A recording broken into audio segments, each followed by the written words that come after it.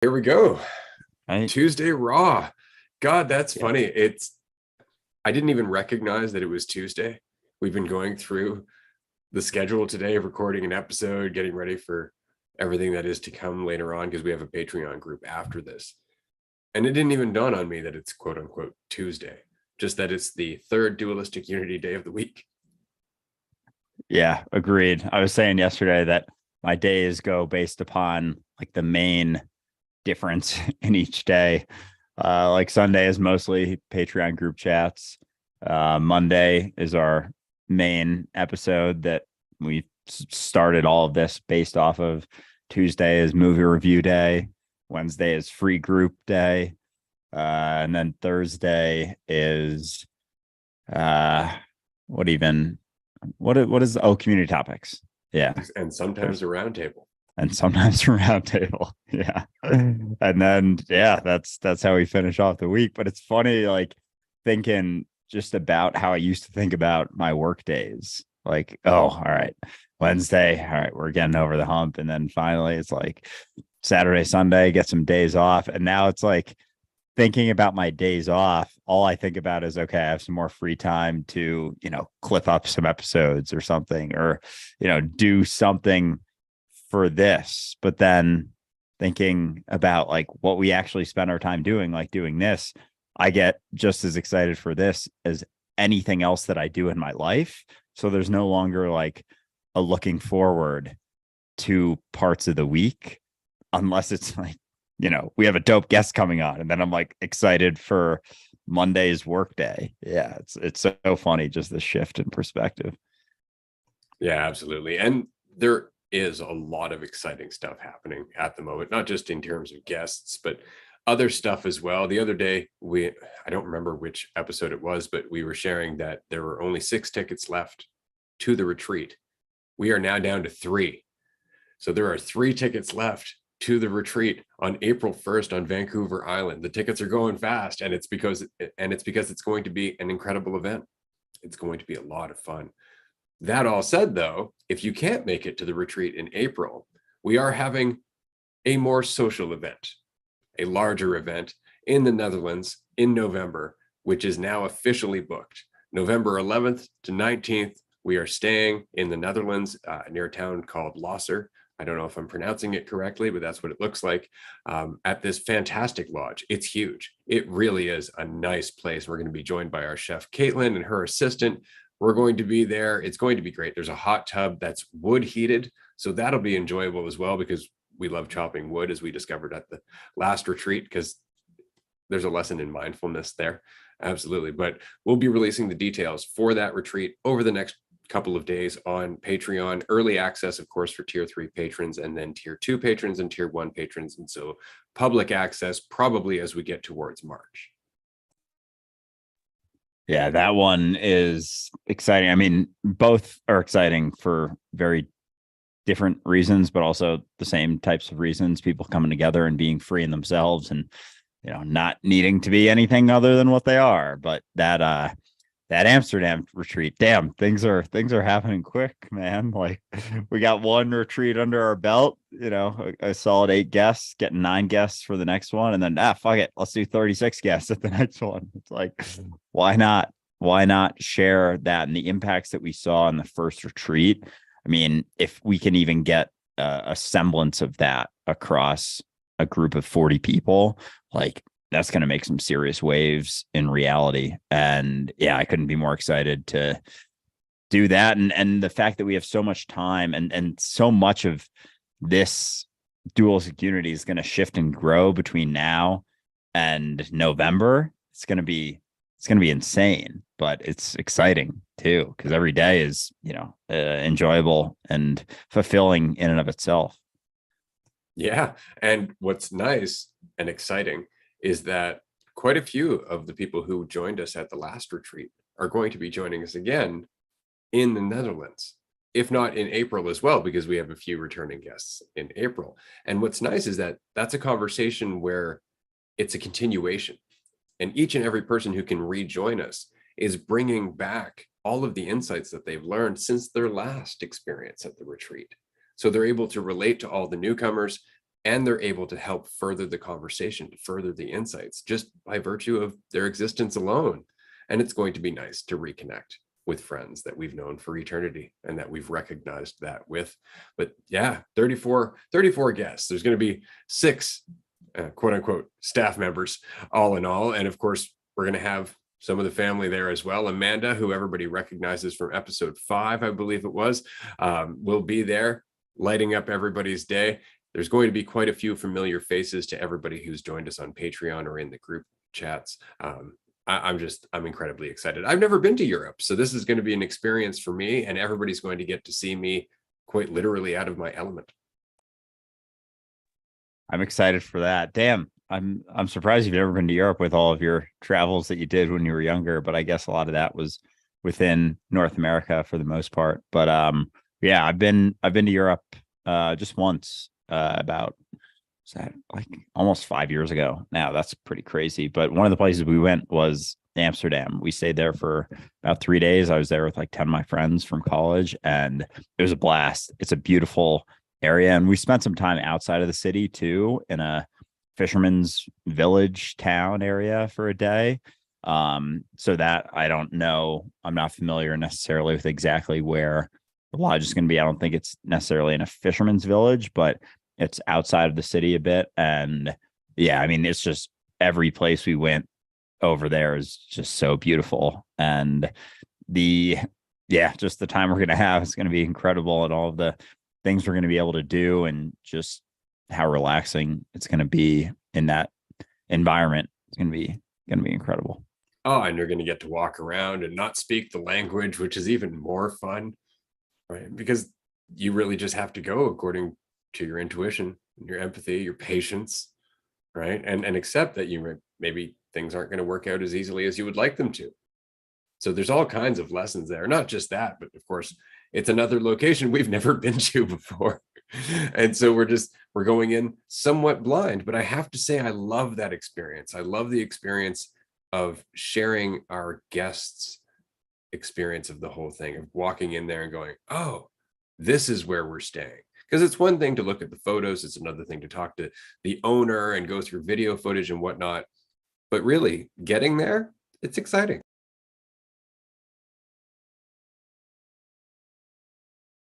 Yeah, absolutely. Yeah, the journey, it kind of reminds me of our conversation with Lisa Ann, how she was saying when she likes to travel around Europe and just likes to travel in general.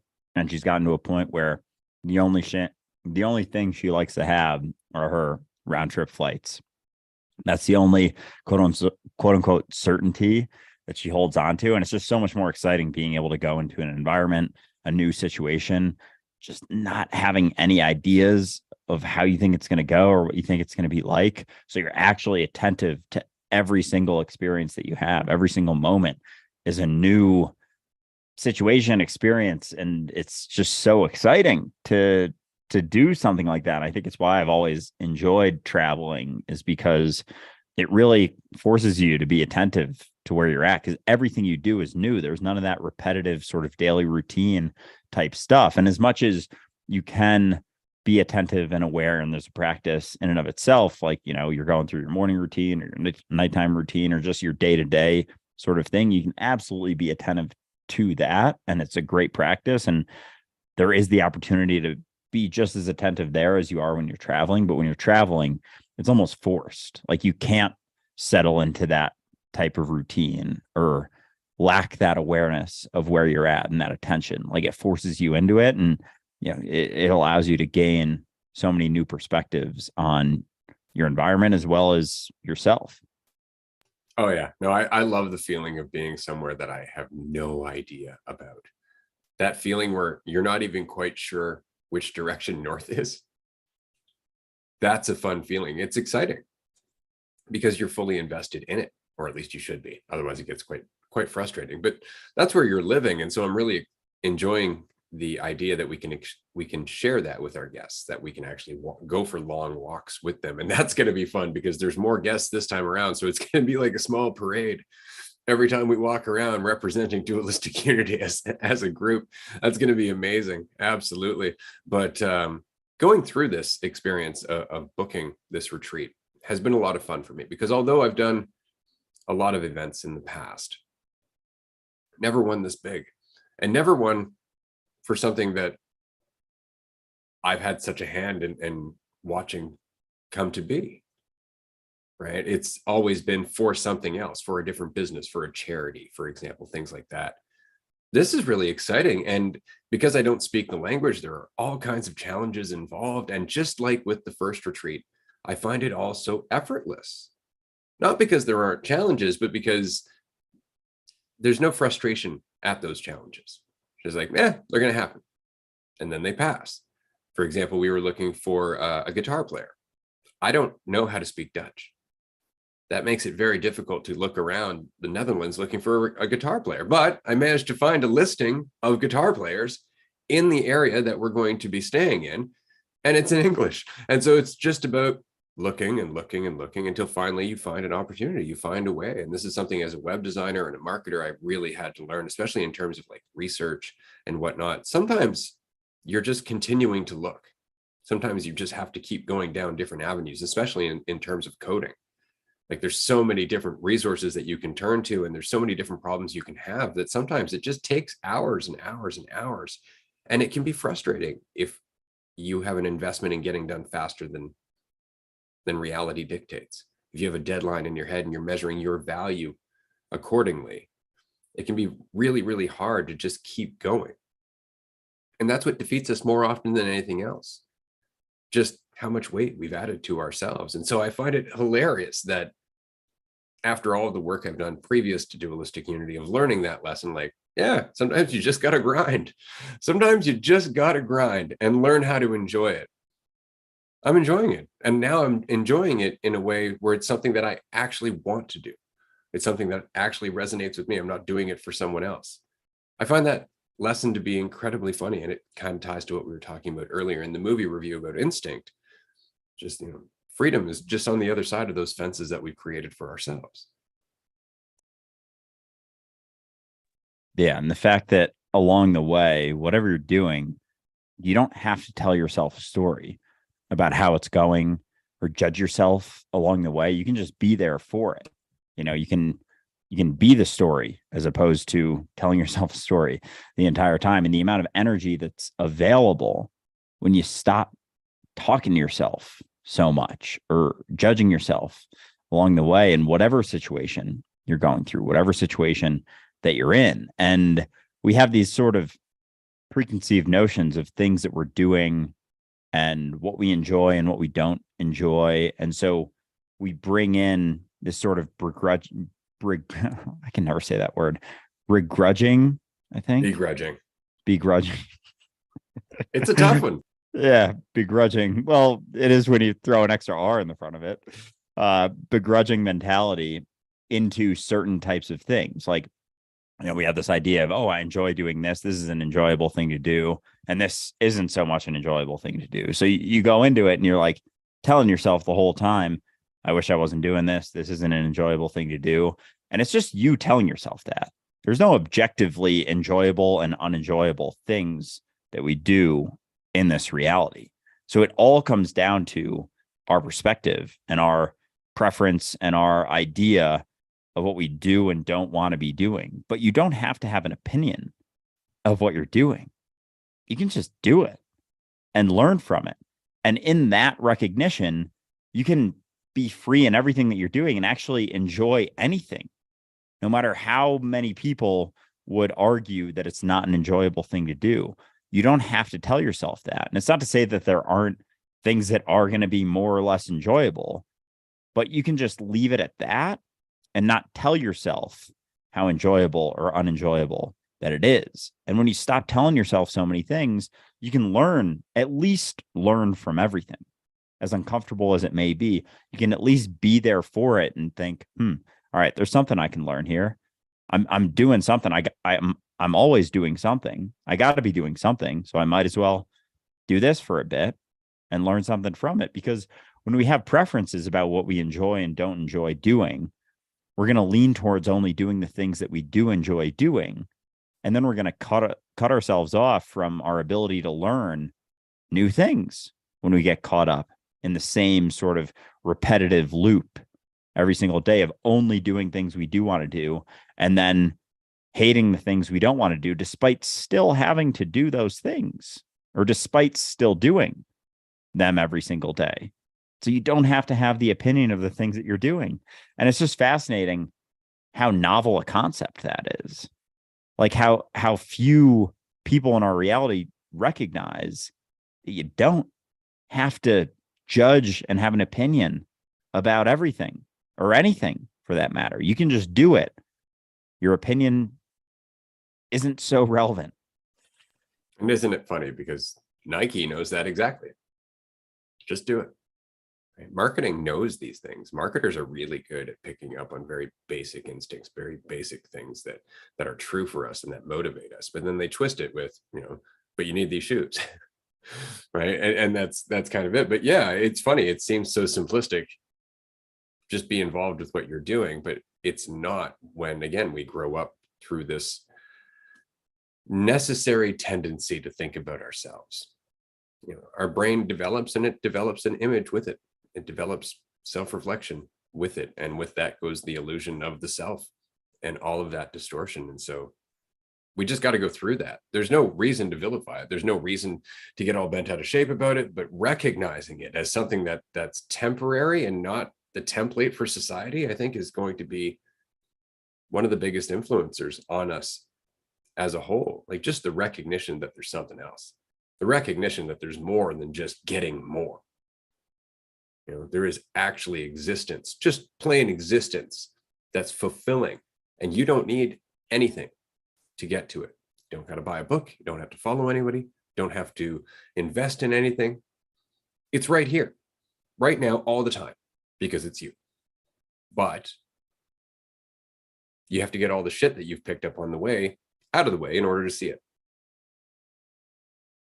And only you can do that. I think the only thing about this conversation is the fact that we're always talking about it. We're always talking about it. And so there's an opportunity for you to go, oh, right, that, and jettison that shit out the airlock so you don't have to carry it with you. That's all the discussion is. We're not trying to lead you anywhere. We can't lead you anywhere. We cannot give you the will to change. You already have the will to change. That's why you've already made it so far through this episode of Dualistic Unity Raw, because you're already in the state of mind where you're willing to question yourself. You're just looking for different ways to do so. Right? And the more ways that you do find to question yourself, the more your brain is going to have more information to process and more context to process, and your view of the universe and your role within it will continue to change. And that's all we're trying to encourage, your growth. We don't care which direction that goes. We just care that you grow and that you feel more free to do so. Yeah, and that that ability to let go of that, as you said, necessary tendency to think about yourself is always available. Like you can always practice that. Like if you're bored looking for something to do, like work on not telling yourself a story about where you're at.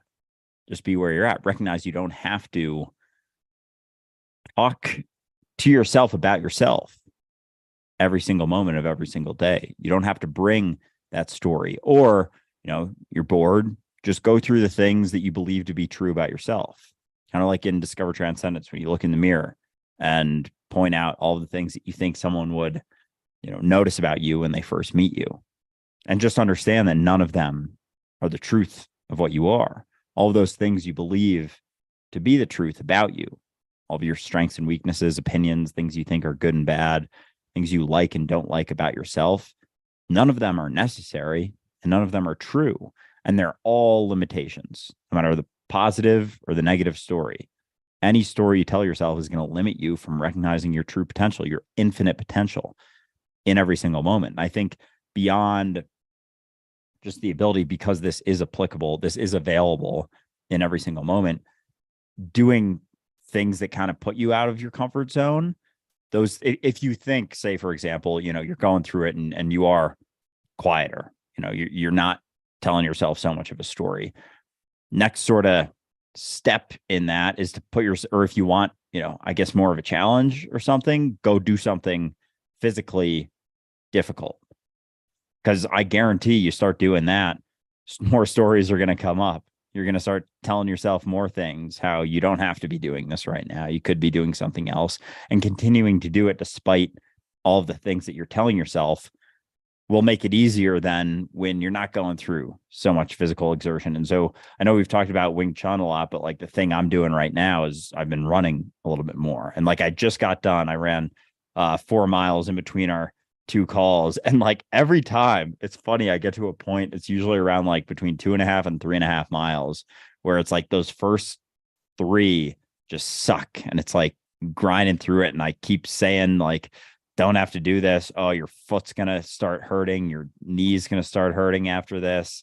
Like you can just stop. You can walk the rest of the way. Like I have so many fucking stories that come into my mind because I'm aware of like that running isn't a necessary thing. Like a lot of people get caught up in thinking like, oh, I want to lose weight, so I have to start running. And like they think it's necessary. I understand that it's not. So like there's a lot of things kind of working against me doing this. Like I'm literally just doing it because I know that these stories and these excuses will come up, and understanding that I don't have to listen to them.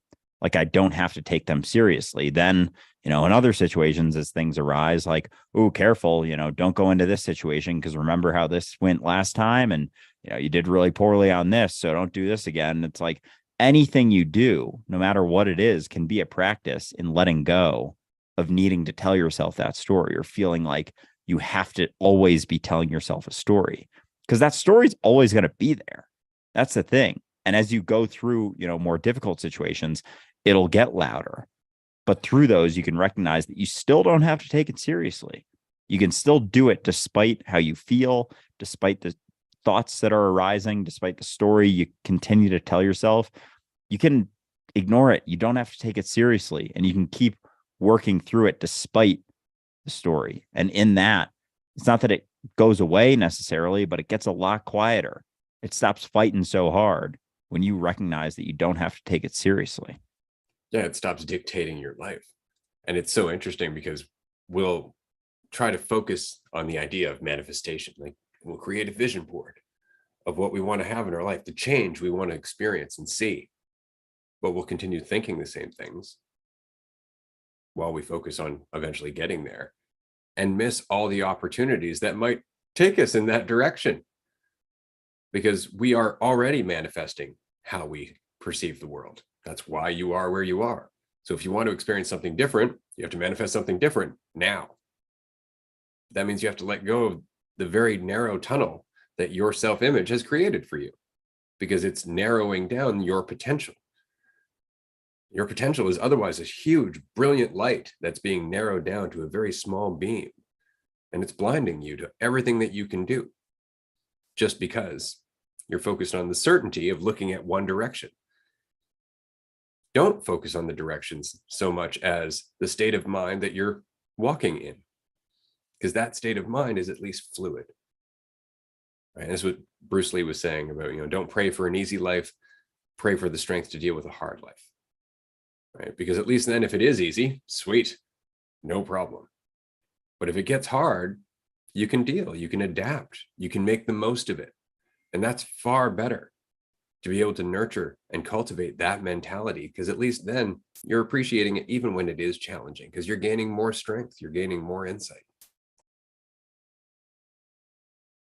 And it makes me wonder if an easy life even exists, like it's all the lives that we live are all relative to the life that we've lived. So someone could have the idea of an easy life and then they get there, and then there's all other different sorts of issues and problems, kind of like that story of the stonecutter that you were talking about, that he wishes to be the like prince or whatever, master, and then king, and then son, and then all these things, thinking that like, oh, that's going to be an easier life, that's going to be a better life, I'm going to have more power, then that's going to be more enjoyable, that's what I want.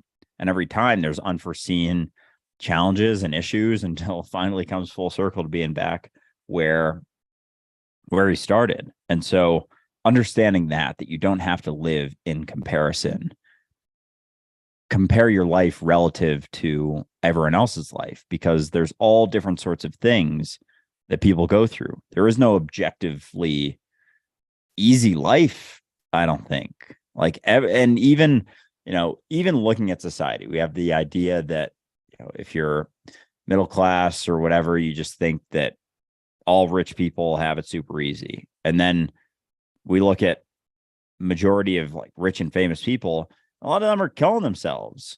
So there's clearly not an objective comfort or ease to life. Like, there's always a spectrum, no matter where you go. Obviously, there's a difference between being deep in poverty and starving versus not being in that. There is a degree to that, but there's still always that spectrum.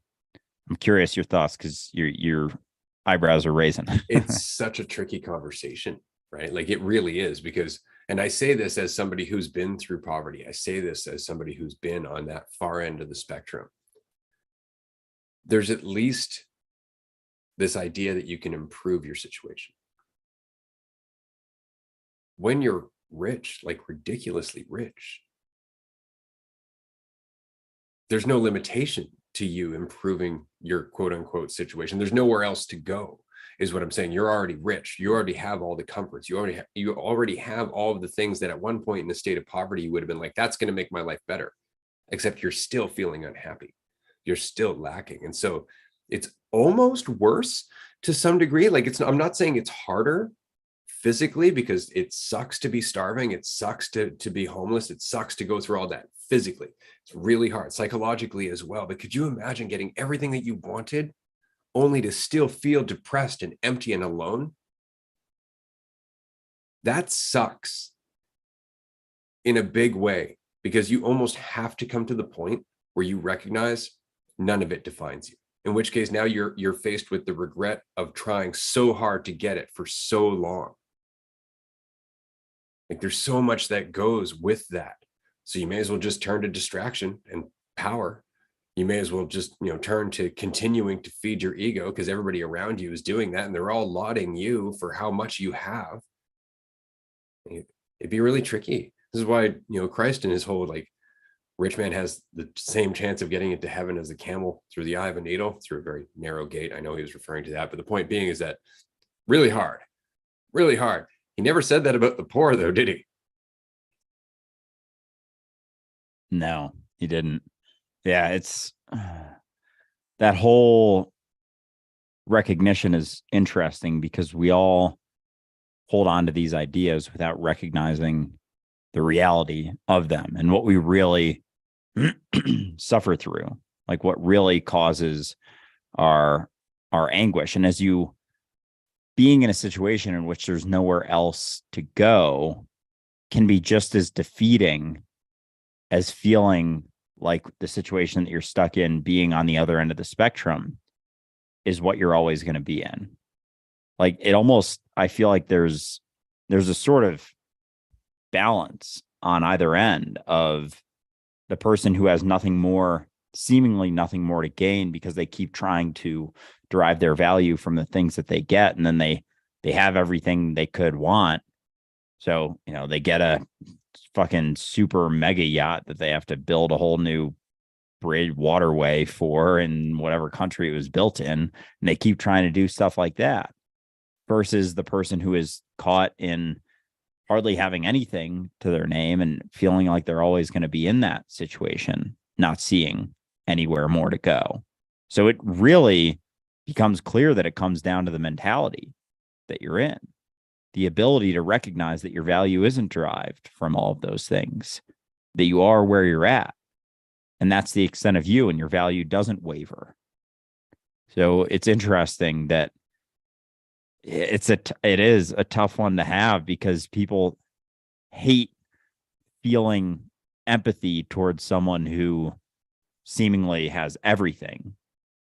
But, I think for anyone, there's always going to be a spectrum, and it's not about the materiality of it. It's about their mentality and feeling like, do I need more? Again, who has more, the man who has everything or the man who wants nothing? And that's always what it comes down to. Like the man who has everything, there's nowhere else to go. And they could just as easily want to just kill themselves as someone who feels like they have nothing. But it's the one who wants nothing that truly has the most. It's that whole thing of your possessions end up possessing you, right? Like the man who has everything to lose.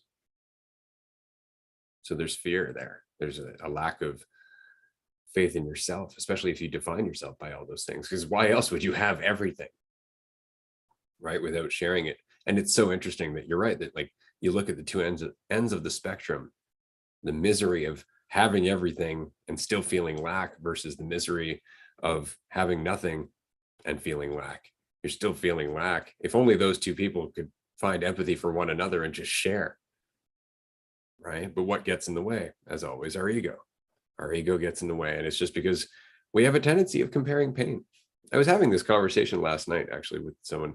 We were talking about what's worse, the first time you've experienced a pain or ongoing pain? Because with ongoing pain, you develop some tolerance, you develop a thicker skin, right? So it's not as abrupt as that first time pain, but it's ongoing. So which is worse? Because the very first time you've ever experienced pain, it was the most painful thing you've ever experienced because it was the first time you experienced pain.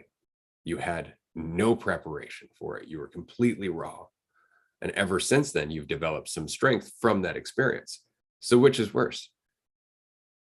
And that's an interesting point. You can't compare pain, right? So I think this comes down to the mentality again, because say it's the first time you experience pain. And then if you carry on, say it doesn't happen again necessarily immediately, but you carry on this fear of the pain happening again, it's like you're basically carrying on the pain with you. And then if it keeps happening and you let go of the idea or kind of settle into this mentality that this is the way that it's always going to be and you don't see it ending, it's like both of them, that kind of equates them in a way. I feel like that you keep bringing it with you into every moment. So if it happens once, it's not necessarily, I'm not necessarily talking about the experience of it, but the mental, psychological side of it. Like if it happens once, like that's what happens with a lot of people's traumas. I feel like one thing happens and then they're kind of afraid of it happening potentially for the rest of their life because it was so impactful, as opposed to recognizing that, you know, when it happened the first time, it had nothing to do with them and their value. And so if it happens again, it won't have anything to do with them or their value. Versus on the flip side, you know, something that keeps happening over and over and over again. It's not that you're necessarily afraid of it happening again. You've kind of accepted that you feel like that's just the way it is and it's never going to be any different. And so that sort of carries with it its own weight. But both of them have the potential to create a psychological weight. But that's up to you. Yes and no. I mean, depends on how old you are, and again, the ability that you've developed to adapt, right? Like this is the thing about trauma. It's often trauma because we've never experienced anything like it before. And so we develop a response to that traumatic event that's usually unhealthy, but done in order to protect us, right? And so then the problem is the response. That's what becomes habitual. So every time a similar situation comes up, we go back into that trauma response, that fear, that reaction. Whereas if we let go of the trauma response, we would have a different reaction. We would be able to see things differently. But that's that whole trauma recovery thing. That's what that is going through everything about your reaction to that experience, coming out the other side and seeing it for what it was without judgment and learning that you've grown from it. So that way you can put it away and say, I've learned from that. It no longer has to define me. But every person who goes through that process comes out the other side stronger, no longer as afraid of pain as a whole, of trauma as a whole, because they recognize I've been through it. Right. And it changes things. But that first traumatic event, it's huge. Right. But that doesn't mean any of the other events after the fact aren't also difficult. It's just that there isn't that resistance to it. like we were saying, right? But it's difficult, especially with children. Children really have, it's not just about going through something traumatic as a child. Like they're still trying to form an idea of what the hell the world is, right? And in that, all of a sudden, somebody comes in thinking only about themselves and causing harm. And so their entire trajectory into a healthy worldview gets interrupted in a big way. And it throws them right out of whack because of it. And that's why traumatized children are usually so internalized, largely, right? They're and not always. Sometimes they learn to adapt. Sometimes they will learn to quote unquote mask, right? But it's always some reaction to reality that isn't quite normal for that age.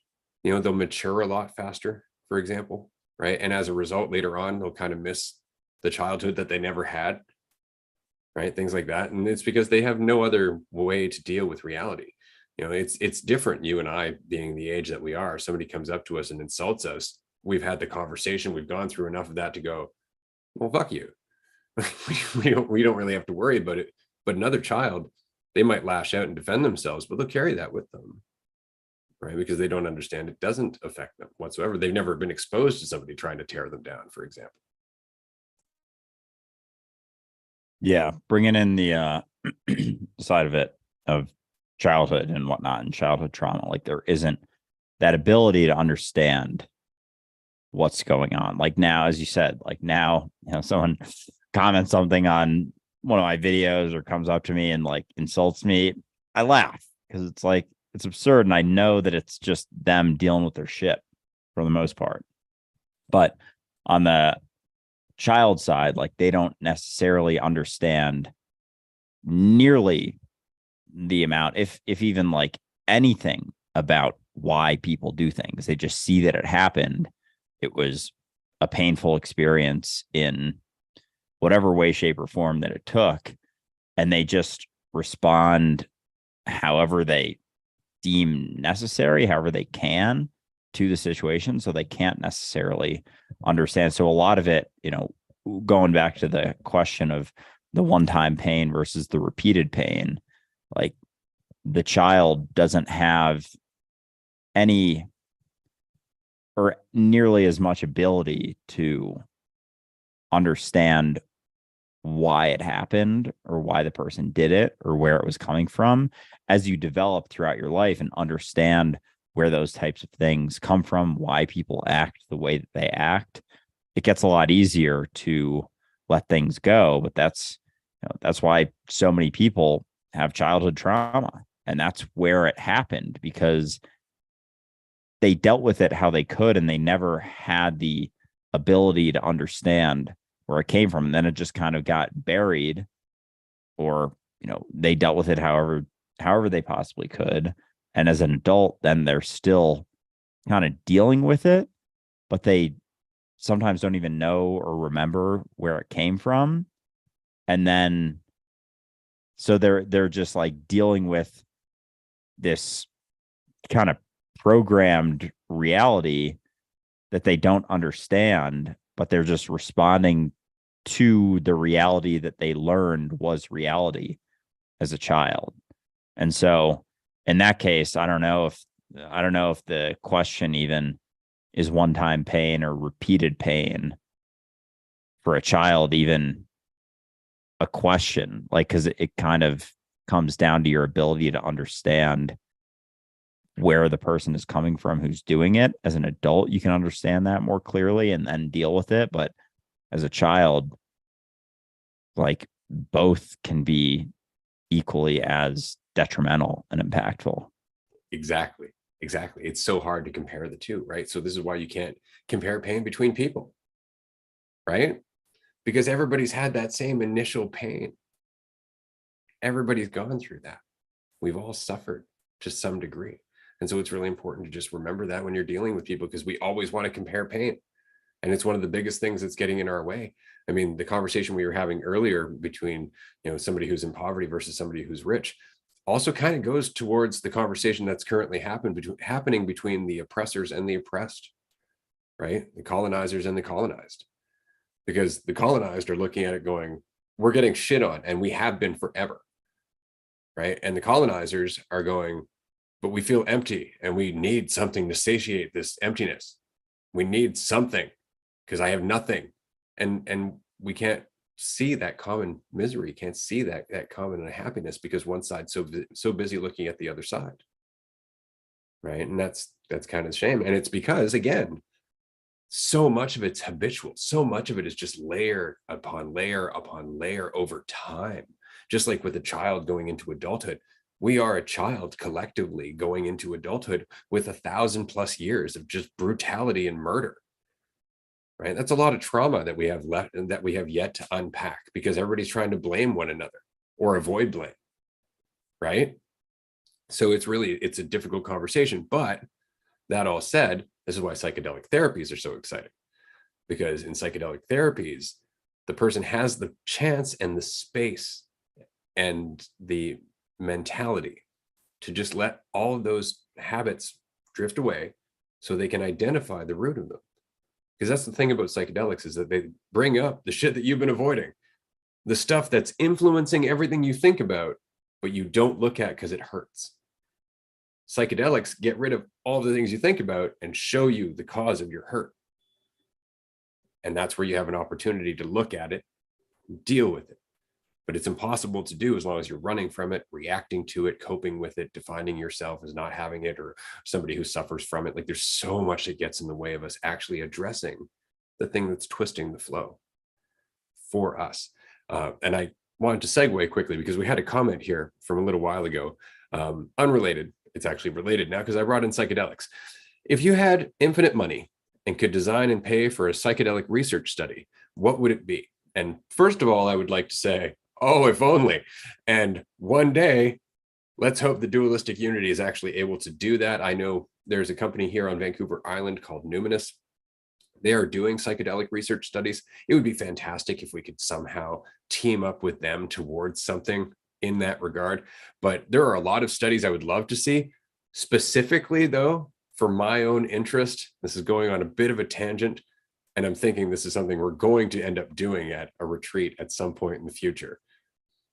I would like to do a psychedelic study wherein there is an egg from the Global Consciousness Project, a random number generator with everybody there having a conversation specifically oriented around removing the ego, a conversation where it's just ease, everybody having a good time, recognizing we're one, and to watch that random number generator, just not even watch it, but after the fact, look at the data, because I honestly think there is something happening in that mentality, especially with a group of people, that is measurable. I just don't think anybody's ever tried to measure it.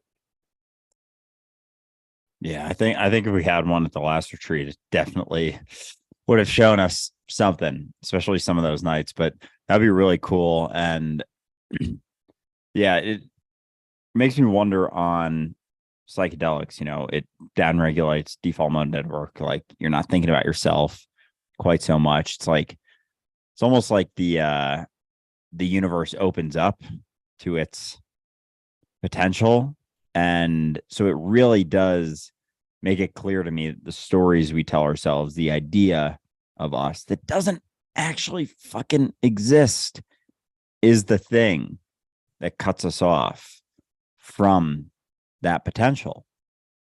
Like that's the universal hindrance across our society, is the idea of me. Cuts me off from being able to be free from that. And yet we cling to it as if it is helping us, as if it's actually benefiting us, as if it's actually allowing us to reach our true potential, because our true potential is measured based upon how big we can build the idea. And no matter how big it gets, like oftentimes the bigger it gets, the more limited it gets, the more confined it gets, the narrower it gets, because the more severe the idea gets, or the more serious the idea gets. And so all it ever comes down to is letting go of that idea. And psychedelics are just a way to sort of accelerate, or almost not force, but kind of force that process to happen in a sense. And so, yeah, I mean, if we can get one of those at one of the retreats, that would be pretty fucking awesome, especially as we continue on having more and more retreats and more people coming through them and then going out into the world. Like, the world's going to start changing at a even more rapid pace than it is right now, just surrounding the conversation that you're not what you think you are. Like, that's what it comes down to. That's what this entire conversation comes down to, is you are not what you think you are. And beyond that idea, you're me, you're God, you're just reality. Yeah, I'm pretty stoked about the increase in frequency of these events, because every person listening to this episode, every person listening to any of the episodes, every person having this discussion, having an insight, to me, they're all like musical notes, right? And each one of these events is kind of like a drum beat.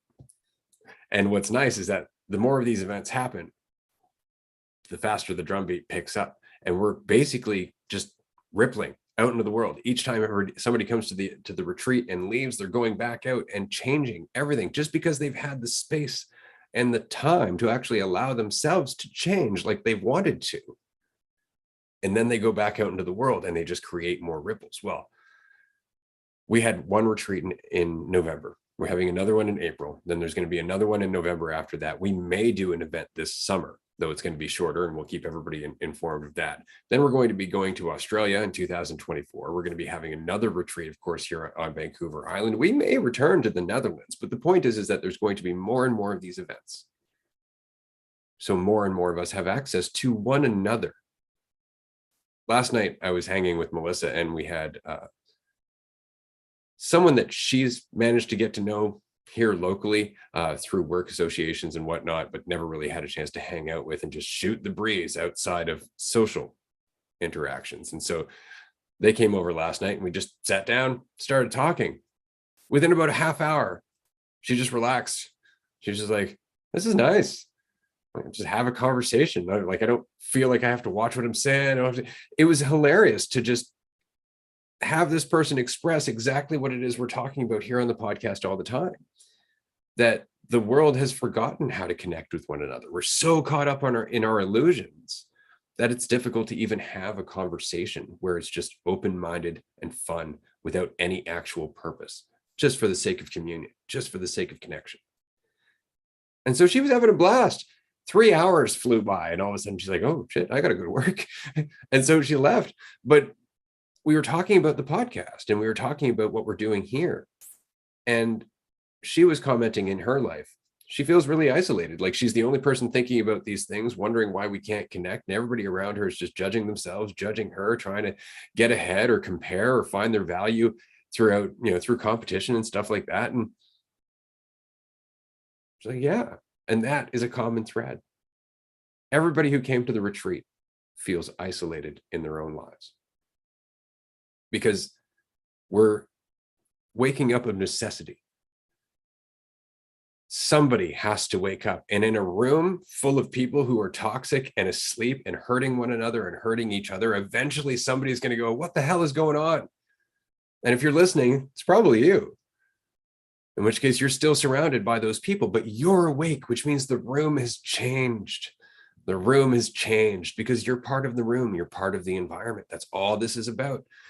And so we're giving you an opportunity to leave the room, go to another room where the people aren't as toxic, where they're all just like you, coming from rooms that are toxic, and having a chat, and then going back to their rooms and making an even bigger fucking ripple, because you're not alone. Even though you're alone, at least you're not alone in that there are people having that experience, that share that with you, and that see a vision for how the world can change if we just don't stop growing for the sake of insecure people. Yeah. Oh man. It's the impacts that are made post, retreat. And it's funny even referencing the retreat, because it's like, yeah, those are specific events, but it's not even that it's doing anything. It's fascinating. Like the friend that you guys had over, yesterday. She's like, no one's talking about this stuff. I can't find anyone to talk about this stuff. It's like, this is the fabric of our existence, of our reality. Like, this is the most basic conversation that we can possibly have. Like, who am I? That's what all of this comes down to. And yet that's the one that we avoid. That's the one that no one's having. We have all of these other crazy fucking conversations about the most absurd things, the most, I don't like saying shallow because it's not that, but it's just like there's an avoidance of this conversation that's like seems very purposeful. And so, and even, in our society now with all like cancel culture and, you got to say this, you can't say that. Like everyone's so concerned about what they're saying. We can't speak freely even.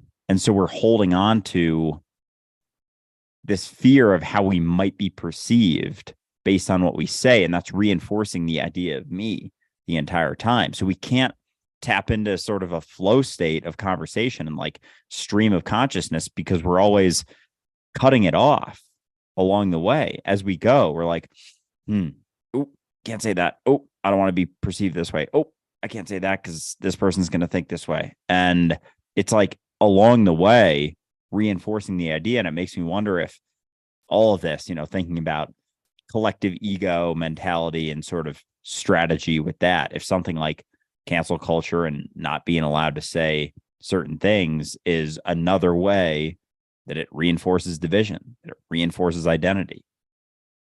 Absolutely. Of course. It's more control, right? That makes me uncomfortable. So instead of me getting over my shit, you got to change. And I'm so adamant about that point that I'm going to vilify you and your entire life based on one thing. And that is unfortunately what often happens in quote unquote cancel culture, because it's a reactive mentality. It's just like the idea of playing a game. What, you don't want to play by my rules? I'm going to take my ball and go home. Right? Except in this case, it's what, you don't want to play by my rules?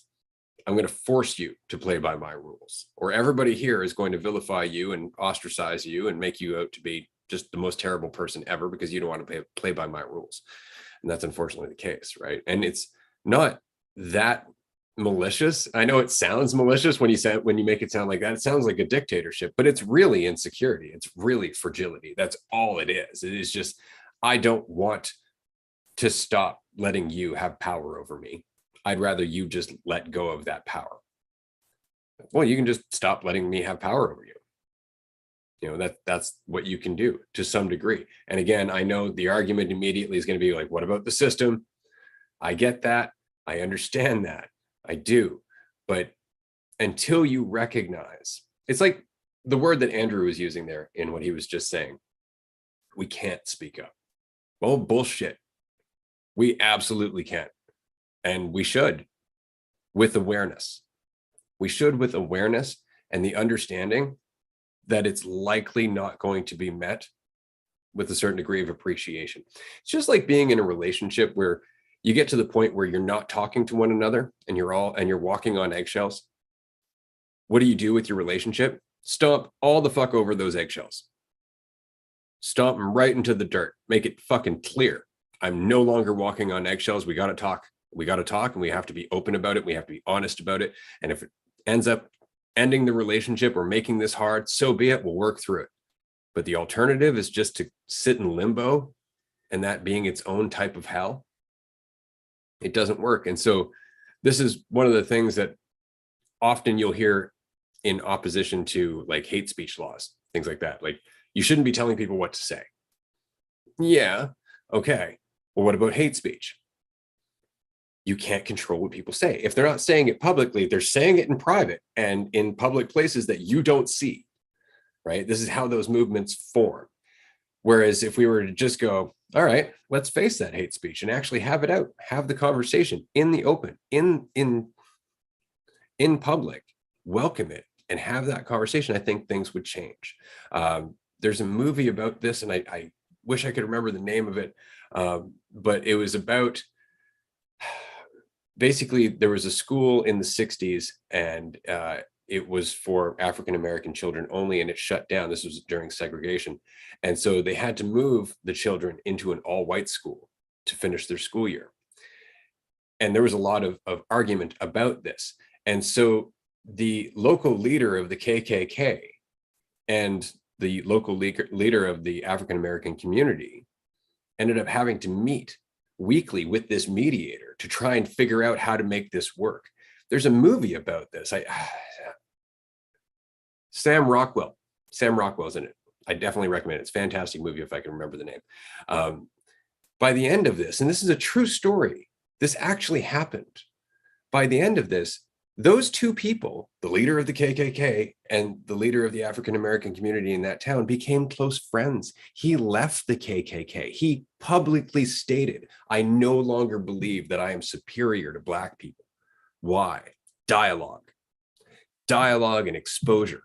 Dialogue and exposure without forcing people to act a certain way, to actually let them see the humanity in someone else, to facilitate an environment where that is possible.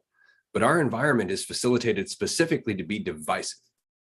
We focus on everything that divides us. We identify with whatever category or group that we're in, and we compare ourselves to everyone else, right? But it doesn't have to be that way. But we have no faith in humanity at all. It's like we're trying to protect ourselves from ourselves. Like if you were to sit two people down in a room who don't agree with one another, immediately it's going to end up in bloodshed, and it won't. Almost always those people are going to find a way to build a bridge, because we all want to. When we get past our hurt, when we get past our pain, it's our pain that's distorting us. And our pain is largely connected, as Andrew said, to the narrative we're holding on to. It's not that painful things haven't happened.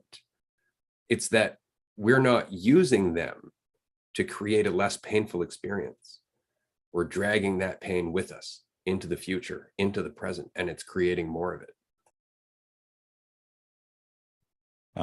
The Best of Enemies. Is that what it's called? Okay. Yeah. Yeah. It sounds like a good one. Maybe movie review at some point. Hell yeah. But yeah, it just goes to show how important the conversation is. Like, that is what has to be allowed in order for changes to be made. And it's so fascinating to me that people actually think that, canceling someone, suppressing them, moving them, deplatforming them is going to change anything. Like, how do we not recognize that that's so clearly just a Band-Aid? It's not actually curing anything. It's not actually solving anything, because as you said, people are going to be having the conversation, whether it's out in the open or not. And oftentimes when it's not allowed to be out in the open, it sort of strengthens it and gets people even more angry and creates more division and more enemies and more of this idea that they're so hung up on, like with racism, that a certain race is a certain way, when there's no ability to communicate and learn from and understand the person that you think you hate, when in reality you're just hating an idea that you don't actually understand. It's allowed to perpetuate and fester. I like that word this week, fester. It's like the idea of ourself is allowed to fester. The idea of racism is allowed to fester when it's kept in the shadows, when it's kept out of the open. But if it were, yeah, it's uncomfortable, but all growth is uncomfortable. It's uncomfortable to allow someone to say all that stuff and do all those things, but we have to understand that it's coming from a certain fear. It's coming from a certain naivety. They clearly don't actually understand what they're hating. They're hating something they don't understand. And so once it's allowed to be out in the open, they can actually learn about the thing that they don't understand and understand it potentially a little bit better. And then we can grow and then we can learn from it. But those ideas don't go away just because they're not allowed to be on TikTok, just because they're not allowed to be on a platform doesn't mean they don't exist. We're just allowed to push them away, and because, that makes me uncomfortable to hear someone talk about that. It's like, well, let's try and understand why they're talking about that. And it's mostly, almost always, rooted in fear, like we saw in Instinct. Like, all of the reactions that all of those clinging to control had towards uncertainty was fear. It was all rooted in fear. And then they tried to cling back to that control that didn't actually exist. And so in suppressing people and hiding certain ideas and mentalities, it's thinking that we have control over it when we don't. And the way to actually overcome it and change the narrative and shift our reality is by talking about it, is by having open dialogue and conversations.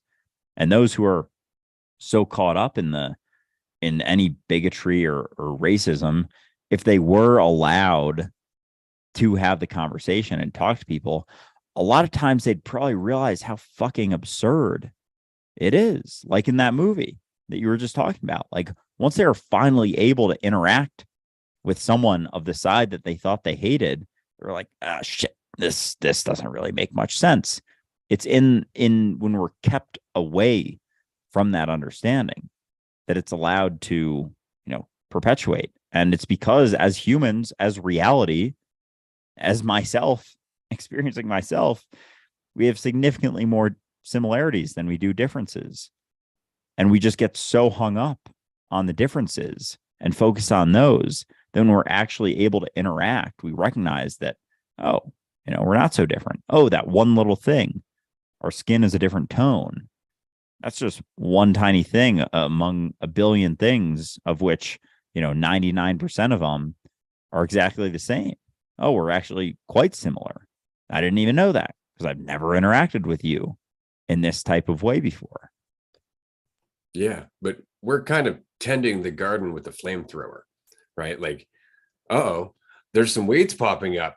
Time to torch everything. And that's kind of the way that we're addressing everything that we don't like, rather than addressing where it comes from, right? Like, we'll cancel someone like Andrew Tate instead of focusing on a dialogue that undermines the mentality that created Andrew Tate, right? Like, we will rally against racism, or rather, we will rally against racist people and racism itself, but not the mentality of identity that reinforces racism, right? And that's the problem, is that it's going to keep popping up if you keep reinforcing the illusion that creates it. As long as you believe there are races, there's racism, right? Like, that's the whole point. You're seeing division. Your brain is reinforcing that division. Immediately, it makes assumptions based on your self-image, and now there's a divide. And you're afraid of anything that isn't like you. And see how immediately your idea of yourself changes that? Whatever you consider yourself to be is what's like you. But if you don't consider yourself to be any one thing, if nothing defines you, then everyone's like you. Right? We all have similarities. And speaking back about that movie, The Best of Enemies, I'm glad you reminded me of the title. There was one part in that movie that's really telling, and it was when the leader of the KKK, who has children himself, who values his family, like, he's a human being. He just has this one specific view that's self-defining and reinforced by his community of other racist people. Well, he's talking to the leader of the African-American community and her children, and they're afraid of him. And he's like, "Hi, how's it going?" And they like back off. And it really bothered him because he has his own kids. He's like, why are they afraid of me? Like, there was such cognitive dissonance. Like, why are they afraid of you? Why do you think they're afraid of you? Right. But he didn't look at it that way. He was so involved with his worldview that you forget it affects actual human beings with feelings. That's what we were saying the other day about vilification. It makes people inhuman because it validates what you consider to be human. So as soon as you're validating yourself, you're cut off from everyone. You're cut off because they become an idea instead of being you, with all the feelings and all the sensitivities and all the potential for trauma that goes with that. And so that's it. That's really it, is that none of what we're talking about is going to be a silver bullet that changes the world overnight. Racism isn't going to disappear. War is not going to disappear. Greed's not going to disappear. But the foundation that those extreme results are based on will start to erode, because that's the point. Those are extreme results. Those are illnesses caused by something, an infection that is festering, as Andrew said. we look at these problems like they're individual problems, but they're not. They all come back down to one singular sickness, the idea of who we are as truth. As soon as we're in there, as soon as we believe the idea of who we are as the truth, we're no longer in reality, which means we're no longer one. And all of our actions change accordingly. It really is that simple. I wish it was more complicated. We almost want it to be more complicated. I've actually had people say, like, it can't really just keep coming down to one thing. It really does. It really does. It's just over how long of a time, right? Because you could look at somebody who's extremely violent and go, well, look, that person's extremely violent. Okay, let's look at how their identity was reinforced in their lifetime. Let's look at how their parents treated them based on their identities. Let's look at the culture that they grew up in and its commitment to identity and judgment and shame and all of that. And I guarantee there isn't a goddamn horror in this world that doesn't come back to this fucking fiction of us. It always does eventually. It's just that we don't want to admit it, because then we have to change. We don't want to look at it because then we have to give it up. The party has to end. Right. And we're going to burn the fucking house down until finally we go, okay, the party's over, and pick up the pieces. Or we can just do it now, willingly, out of awareness and responsibility and empathy for the poor dude who's drank too much and he's sitting over the toilet bowl. It's time to end the party, everybody. Wrap it up. Let's clean up and we can have some coffee and enjoy the sunrise. Amen. Amen. It is fascinating how it is that simple. Like, it does really come down to that one fucking illusion of me. And I liked what you said when referencing the movie, that when you're holding on to an idea of you immediately have an idea of other. And depending on your perception of yourself, that's going to dictate your perception of other people. And you don't recognize that that's the root. Like, it always comes back to you. It's not about the other. The other is a product of the idea of you. And so as you let go of that, there isn't so much idea of others, and there isn't so much concern. And as you hold on to you needing to validate your own thing, like with that movie, with someone who's a fucking white supremacist, they have this idea that their value is derived from that. And so therefore, automatically, someone who isn't that same idea, or they don't see as the same type of idea, they have to hate, they have to diminish, they have to demean, they have to put down, they have to judge. But it's because of the idea of themselves that they do that. It's not that they don't have an idea of themselves and they just have an idea of other people. Like, people, I think that's something that people miss, is that hate doesn't come from not having an idea of yourself. If you don't have an idea of yourself, there's nothing else to hate, because without an idea of yourself, you see yourself in everyone and everything. But it's the idea of yourself that causes that. And so it has to be a letting go of that idea in order to recognize that all of those barriers and walls and judgments and perceptions and opinions about people who don't align with that idea of you aren't necessary. It's like they automatically kind of fade away as your idea of yourself fades away. And there's a ton of benefit that goes along with that, to letting go of that idea of yourself for yourself. It's not even necessarily, you don't have to focus about like being a better person necessarily. It's just letting go of that idea of you. And through that, there's significantly more empathy and less room for the hate and judgments, because you don't feel like you have to build up the idea of you with all of those concepts and things that you think about yourself. Yeah, but be aware that if you are currently dwelling on the idea of you, it's because you have to. You have to go through that process. We actually biologically go through this process of developing an idea of ourselves. It's necessary. It's just that we cling to it.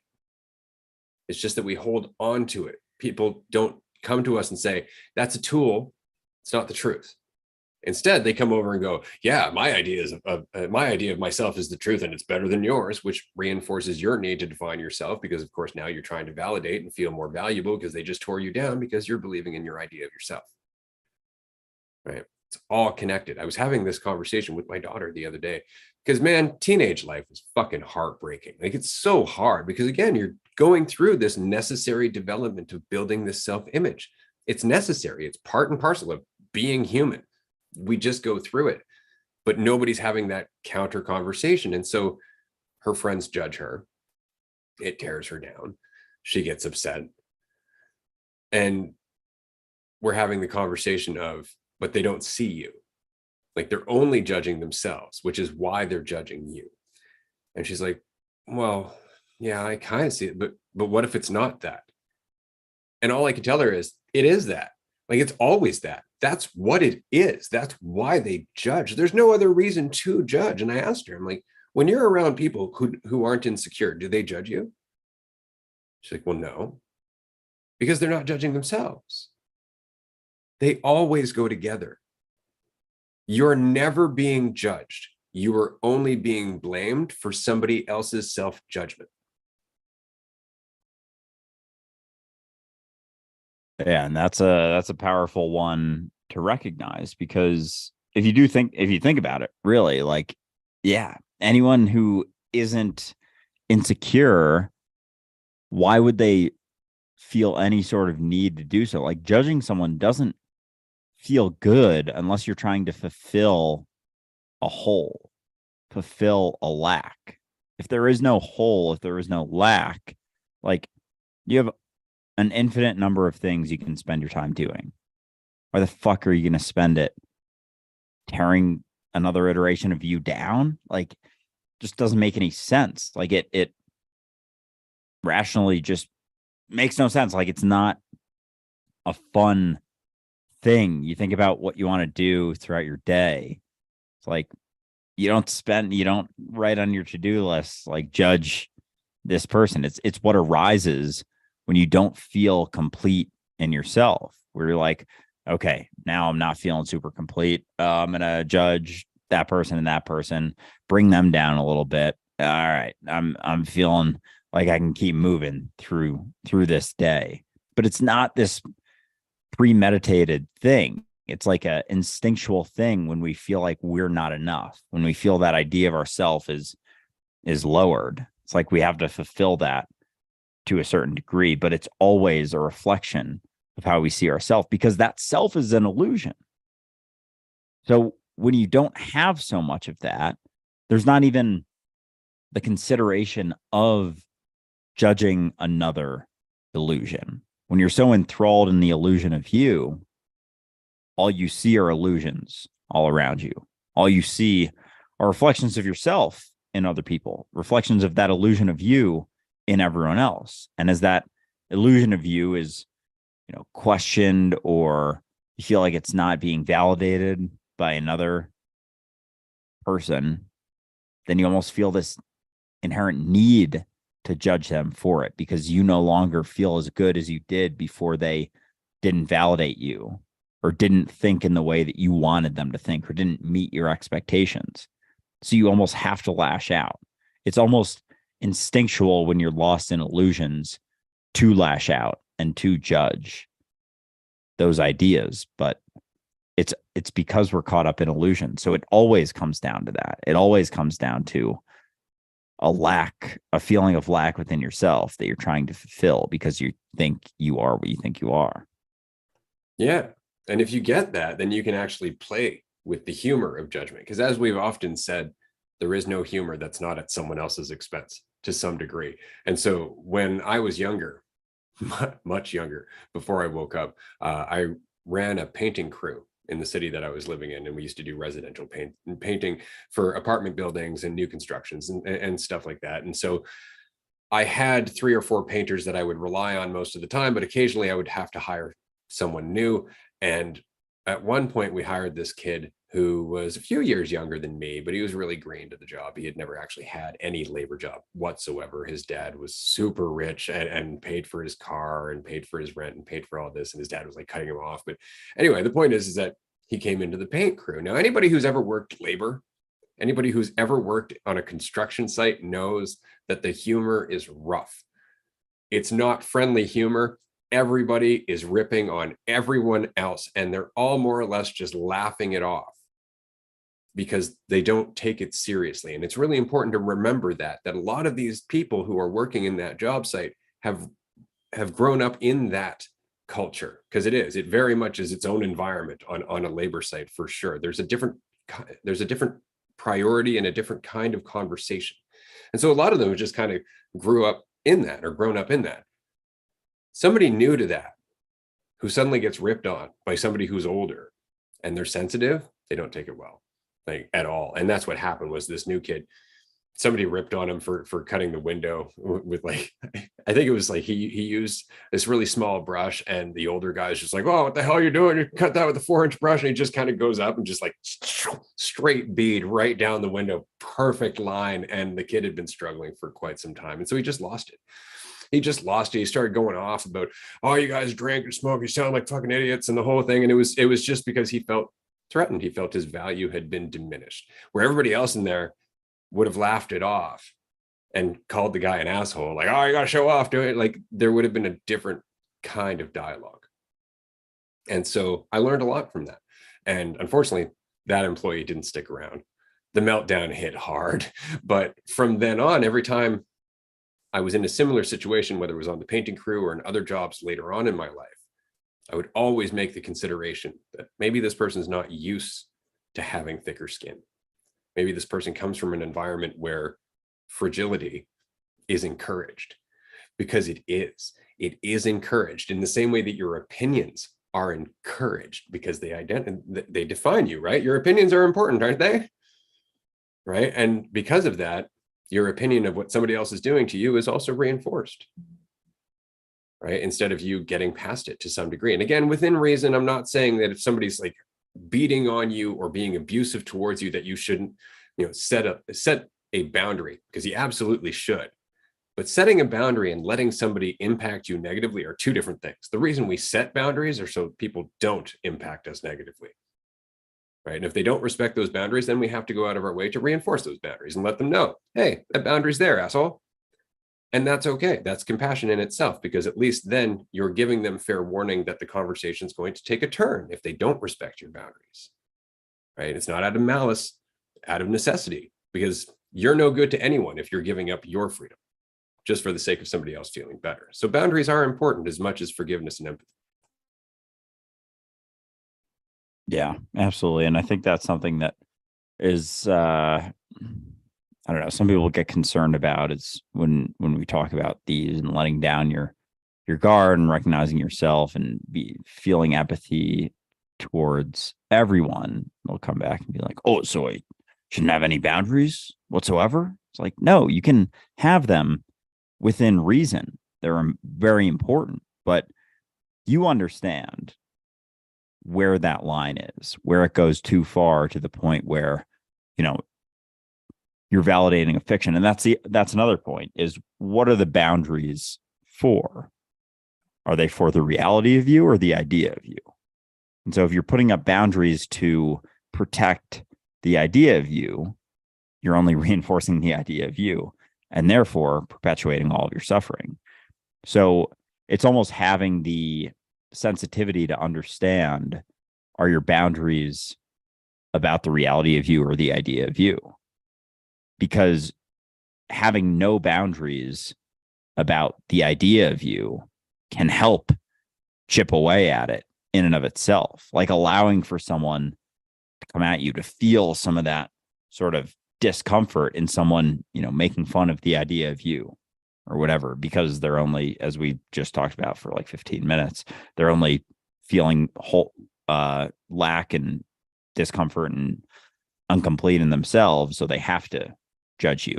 So it's almost like not having boundaries about the idea of you can help that process of letting go of it, because then someone judges you or whatever, and you just kind of laugh it off. But if you do have boundaries for the idea of you, then you're protecting that idea of you. Then you're protecting the root of that suffering. So boundaries, obviously, in a relationship, if you have a partner that's very aggressive in certain ways, like having boundaries and probably not being with that person is, a good sign to not do that. I don't know if that's a great example for like setting boundaries, like probably just stop hanging out with that person. But when it comes to the boundaries, I think it's important I guess, just to understand where that line is. Like, what are you actually protecting? Is this actually something that you need to protect?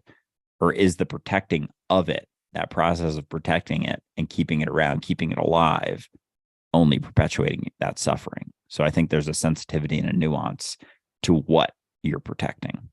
Yeah, absolutely. I think that setting a boundary in response to an egotistical hurt is probably one of the most toxic things that you can do to yourself, right? Where all of a sudden you're actually pushing away the opportunity to grow beyond that hurt.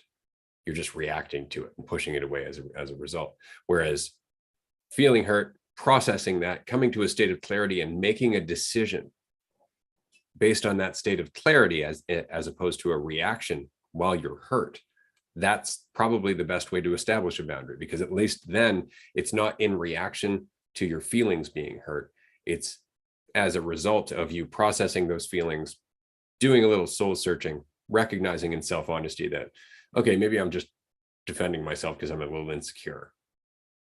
Then all of a sudden you're like, but that person was being super rude. So maybe I'm just going to put a line there and say, I don't need to be talked to like that, without actually feeling threatened by it. I just don't need it. I can leave. You want to talk to people like that? You go right ahead. I'll be over there, not putting up with it. And that's okay, right? But to react in hurt, go, you can't talk to me like that. How dare you talk to me like that? And actually get like super flustered by it and feel torn down by it. That's a different thing, right? Then that boundary is being set by reaction, right? And you may actually miss an opportunity to build a bridge, because in telling somebody like, look, I understand where you're coming from, but I'm not going to put up with you talking to me like that. They may actually just stop and go, shit, I'm sorry. Because you didn't lose your shit, because you didn't react, right? Whereas if you do fly off the handle because your feelings have been hurt, they're going to react to that instead of your point, which is something we've said numerous times. If you want to get across a point, you can't make yourself the distraction. Right? And if you are coming across as assaulting somebody, especially somebody who doesn't know how to deal with it, let's just say, they're not going to listen to what you're saying. They're just going to want to get away from what you're saying. Right. And so there's something about delivery, and that always comes back down to addressing that hurt. If it hurts, deal with that. If you're frustrated, deal with that, then react, then respond. Right. But deal with the dissonance first before you try to do something, if you can. I know it's not always that easy. Do the best you can. And then after the fact, reassess in clarity again. Yeah. And I think there's just so many ways to respond to someone acting in a certain way. And I think one of the most impactful is showing a sort of concern towards them, not in pity, but just if they do lash out and judge you, if you're not so caught up in the idea of yourself, you can actually feel where they're coming from. And you can ask, like, you doing all right? If they're like, oh, you're such a fucking loser, you're no good, blah, blah, blah, you'll never amount to anything. And if you just respond, you doing all right? How's your day going? You're gonna be like, did you not just hear me? I just put you down. Why aren't you reacting to my judgments? That validates my opinion if you respond and react. But if you're able to not only not respond aggressively and come at them, that completely distracts any point you give, but also not even be hurt by it and show a concern for it, that's going to have an impact far beyond anything you could probably imagine. Is just showing that concern, being able to completely set aside that idea of you and the potential, how potentially diminished it could have been by a statement like that in the past, and just show concern for them, because it is clear through that they are suffering. And again, this is way easier said than done. I respond aggressively a lot of times to when people say shit or, disagree or are perpetuating, an illusion that I'm talking about. And I'm just like, you're fucking shooting yourself in the foot. Fucking A. As opposed to, showing that empathy. But I have, there have been times in clarity where I have responded very empathetically. And I find that leads to such a, not only a deeper connection, but a more fruitful conversation. And it's just the impacts of that and being able to just exist in a reality with, quote unquote, other people without so much idea of yourself. It's like, if you can be free in yourself, no matter what, everything that happens, especially when someone judges you or tries to put you down or makes fun of you, is an opportunity to have an impact on that reality, is an opportunity to have an impact on another iteration of you. But it's through setting aside that idea of you. It's like that. That's what it has to be through. You can't keep holding on to it, because as long as you're holding on to it, you're going to need to defend it in those situations if that's where you're deriving your value.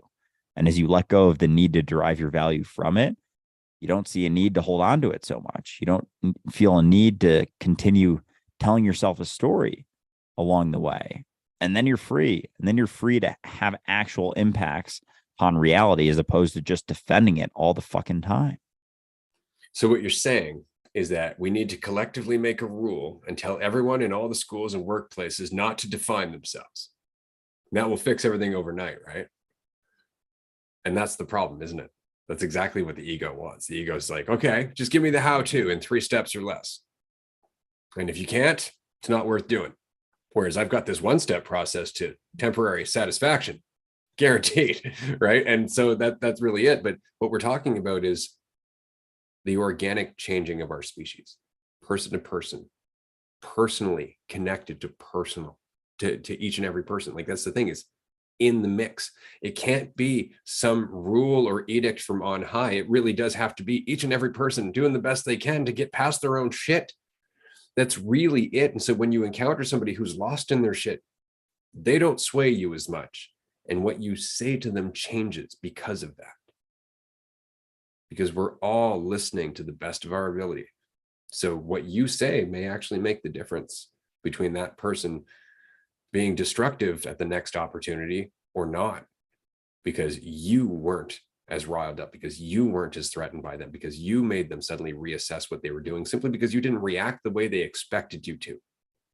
It's the beautiful part about the ego, is that it's really easy to fuck with. Just be original. Just be creative. Just be yourself. And the ego doesn't know what to do. It has no idea what to do. It throws it right off balance. And in that moment where it's off balance, if you are empathetic, that person hears you, because the ego's lost its hold for even just that second. So all you have to do is just be unexpected, which means stop expecting anything from yourself. Stop trying to live up to a narrative. Just be. Laugh a little easier. Love a little easier, right? Don't be so easy to knock off balance just because people are insecure and lashing out wildly with fictions. As long as you're not holding on to your fiction, it doesn't knock you off guard, right? But it's through each of those conversations that the world changes. It's not through any of us getting together as a group and marching towards the future. It really isn't. It's about the conversation you have after you listen to this episode. It's about the conversation you have early tomorrow morning when you're on the bus going to work. It's about that opportunity you have as you're going through the cash at the grocery store to look at the person across from you and say, how's your morning going? Because you can. That's it. That's all it is. It's one little thing at a time. And slowly, the disconnect that creates the atrocities will start to disappear. Like, everybody focuses on the atrocities. How is this going to change the world? Gradually, just like we got here. We didn't start at this level of toxicity. This happened because we've avoided the conversation that changes it, because we keep pushing it away. Why do we keep pushing it away? Because we are addicted to the mentality that runs this shit show. That's all it is. And it's because we haven't recognized it's a temporary mentality. We're surrounded by children trying to figure out what it is to be an adult. And there haven't been adults around for a long time. You know, the people that we call adults now are still playing the ego game. They're still thinking that they are what they think they are. There's so few of us that are trying to get past that, because it's not a conversation that's been around. It's not a conversation that's been around. I was discussing this with the guest that I had last night. I went through 20 years of my life basically circling the drain. Why? Because nobody was there to tell me all that shit you're holding on to, that's not actually you. Right. And it's none of those other people who just judged you. And it's none of those people who taught you to think that way. Right. It's none of us, because we don't have that conversation. But if we did, everything would change slowly, gradually, and it would pick up pace generation after generation, because it would be organic and it would mean something, and you would actually benefit as a person, which would make you want to share it. Not because it's some moral, not because it's some ideal, not because it's some utopian vision of the fucking future, but because you actually feel better right now. Right now. That's all this is about. If you feel better, then the person around you has an opportunity to do the same. That's all you have to do. Just relax. Yeah. And talking about, people have this idea of selflessness and how it's like not beneficial to yourself, and all of these things of letting go of the idea of yourself. Like, if they didn't have some benefit to you, like, there wouldn't be so much incentive. Like, it would be a much steeper hill that we're climbing. But the great part of it is that this is what everyone's searching for: freedom in themselves, peace, enthusiasm, joy, the ability to just do something for the sake of doing it, to not feel lack. And so there's a shitload of benefits that you experience from letting go of the idea of yourself. It's just a different track. It's just unknown. It's uncertain. It's something we don't understand. We can't put a 3-step process on and be like, here are the benefits and here's how you do it, and just follow this map and you go here and then go there. It's like, it's not that mentality. It's so different than that. It's being whole and complete in yourself here now, of understanding there's nowhere you have to go. There's nowhere you should go, but you can go anywhere in that recognition. And you don't need a blueprint to know the best way to be and live, because those blueprints never actually worked. They never actually got you to anywhere that you actually wanted to go. They just distracted you enough to allow you to feel like you're going somewhere. And at least you have that. At least I know myself. It's like, no, you don't. You know an illusion. You're holding on to an illusion. You're bringing it into every single moment along the way. And like you were saying, we have this idea that everything's going to get fixed overnight. It's like, oh, we just have to find the cure and everyone take this magic pill and boom, that's it. It's like, it's just a constant process, moment to moment, of going towards or away from yourself. And so we got to this place where we've gotten so far from the reality of what we are. And so it's going to be a process, as you mentioned, getting back to the reality of what we are. But it's not this idea of getting all the way back to the reality of what we are. It's a moment to moment recognition that right now, am I going towards myself or away from myself? Am I holding on to illusions or am I letting them go? What am I doing in this moment? Am I clinging to more illusions? Am I perpetuating this illusion, or am I allowing it to let go? Am I allowing myself to live without so many stories and illusions and judgments and perceptions of this reality? If yes, great, keep doing it. But again, it's also not something you have to keep in mind every time. Like, am I going towards myself or away from myself? It's like you can recognize through not holding on so tightly to the story of you that all of a sudden you're just acting fluidly. You're acting out of instinct, out of your gut feelings, out of what you understand to be the best way to react, based on not clinging to the idea of you. But as you're clinging to that idea, as you're clinging to the illusions, that's why we have such a difficult time making decisions, because we're veiling the reality of what feels best in that moment based on all these ideas. What should I do here? What has this person done? Here, let me look back at all of these people who have made a similar decision and check which one's best. Let me make a pros and cons list. Let me do all of these things to figure out what the best answer is. Meanwhile, it's been there the whole time. If you just let go of all of those ideas of what you think it should be, or basing it off of what anyone else has done, as if everyone else is, experiencing peace and freedom and happiness. It has to be through you. It has to be through the letting go of a need to make the perfect decision, Because as you hold on to that, you think it has something to do with you, and you're keeping yourself around. You're clinging to illusions as opposed to letting them go. You're going away from the truth of what you are as opposed to towards it. So it's the mentality. It has to come down to the mentality, and it has to come down to you in this moment, right now, that begins the shift. And that shift is going to be a really interesting ride.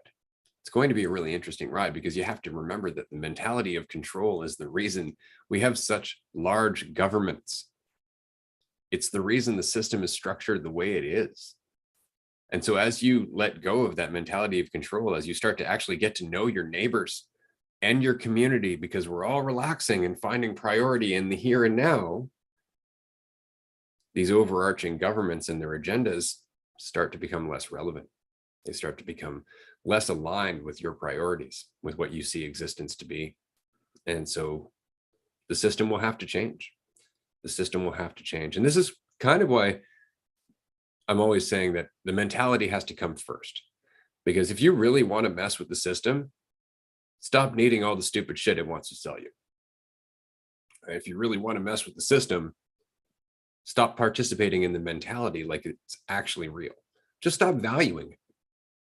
That's really it. So when somebody comes up and they threaten, or they threaten you, but when they threaten your view on the world, you're just like, you go about your day, man. And I'm just going to go on living and causing positive ripples, or at least causing ego-free ripples whenever I can. Don't take it seriously. The system hates that. It wants you to live by opposition because then it can control you. It can keep you working at your job while you hate everybody else who's in the same lot that you are. Right. And so everything starts to change, but it really just comes down to understanding that that change is going to be gradual. It's going to be gradual until it's all at once. Because another part of this mentality shift that we're talking about is also this idea that you must get married, that you must have a partner, that you must have a kid, that you must have a house, that you must have all these things in order to be valuable. All of that shit goes out the window. So if all of a sudden you've got a couple of generations of people who are no longer valuing that quote unquote American dream, that materialistic fucking nightmare, all of a sudden reality has to shift with it. The economy's got to shift with it, and we all change accordingly. But it's in changing ourselves. It's in recognizing that just because some guy down the hill has a 6-bedroom house for himself doesn't mean you have to, doesn't mean they're happy, doesn't mean anything about them whatsoever, except that maybe they're trying to solve some insecurity. They're trying to make themselves feel more valuable. Once you recognize that, then you start to actually feel better for the people with these giant goddamn houses that they don't need. Yeah. Amen. And I think that the mentality of needing a quick fix is kind of just the mentality of the ego. Like even in this conversation, thinking that we want it to happen overnight, it's like the gradual process is it. Like that's what it is when we get quote unquote there. That's interesting because we think it's a place that we get to, but the reality is that it's always here now. And so it's that gradual process. So it has to be that gradual process. If it was a quick fix, this just doesn't fit into that mentality, any sort of quick fix or solved problem. It's like, okay, you solve it, and then we get back caught up in illusions, perpetuating, going back further from the reality of what we are, getting more lost in illusions. And so it goes. And so it's a moment to moment thing. So even the process of quote unquote getting there is it. Like that is it right there. It's happening, right? We're already there in each moment that we decide it. It's not a place. It's not a destination. It's a shift in mentality that's always happening here now. We're always fluctuating in and out of it, using the tools, using the ego, using the identities, just not allowing ourselves to get so lost in them. But it's already happening. Yeah, it's the difference between the flowing river or the stagnant pool. Right? That's really what it is. It's a living mentality. It's not a problem that can be fixed. It's a state of mind that stops creating those problems. right? That's what it is. And that state of mind is fluid and empathetic and present. It doesn't have a plan for the future because that's how the future gets all fucked up, right? It has sensitivity for the future. It has awareness of the future, but the priority is now.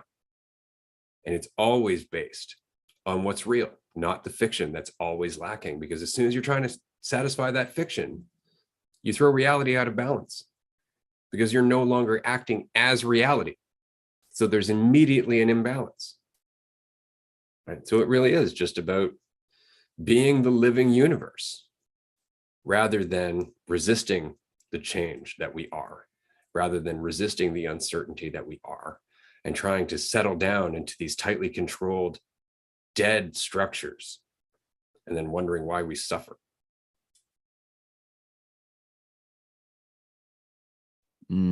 Yeah. Oh man. Yeah. It's funny because even just throughout this entire conversation, it finally hit me that it's not a destination. Like we still get caught up in thinking that it's a place, and like it's going to be a point, retreat number 72. It's going to be the shift, and then all of mentality is going to change, and all of reality is going to come with it. Like, no, it's happening right now. It's available right now. Like, this is it. This conversation that we've been having for the last hour and a half is it. Like, it's not like a part of it. It's not a step on the way. It's not a thing that's going to get us to it. It's it in and of itself. It's just the like impact you. we're having on our listener right now. And it goes the same for you. Like your life is not a journey that it's going to end and you're going to get to the promised land and reach heaven and pearly gates and all that stuff, hang with Jesus and all the other people that you wish you could have met on earth. And it's like, it's not about that. It's right here and right now is the extent of your entire life. All of it that's ever been and ever will be is right now. And it always is. So get fully involved because this is it. Right? Stop squandering your time. This is it. This is eternity. This is divinity. This is everything our ego wants. And it's right here all the time, just blocked by our fixation on the ego. That's it. And that's all we're ever talking about. And so it's a gradual change that happens right now by you relaxing and letting yourself be changed. So we're going to have to wrap up because we're coming up to the end of this episode of Dualistic Unity Raw. This has been a lot of fun. I do want to remind everyone that we are going to be continuing on in about 15 minutes on Patreon. If you would like to join us, the group discussions are fantastic. They're a lot of fun. And of course, next Tuesday, if all goes according to plan, our live stream is going to be a little bit different. We're actually going to be able to give you a sample of what the group discussions are like on Patreon. We're going to be joined by a number of our supporters, and we're going to have a discussion, and that's going to be that episode of Dualistic Unity Raw. And we're going to try and do that at least once per month, just to show you that as much as these conversations are fun between Andrew and myself, the more mouths are on the screen, the more insights are shared, the more organic the conversation becomes. It really does go in numerous different ways. And it's so interesting to watch how everybody's life story, everybody's narrative, or everybody's timeline up until that point comes into play. And the insights that we share with one another are seamless. They interact with everybody else's story. It's the most wonderful thing to see and be a part of. And so I do encourage you to join us on Patreon, or at the very least, tune in next Tuesday because it's going to be a riot. Absolutely. Looking forward to seeing some of you there, and very much excited for next week's live stream with the crew. That'll be a lot of fun. All right, everyone. We will see you next week. I guess.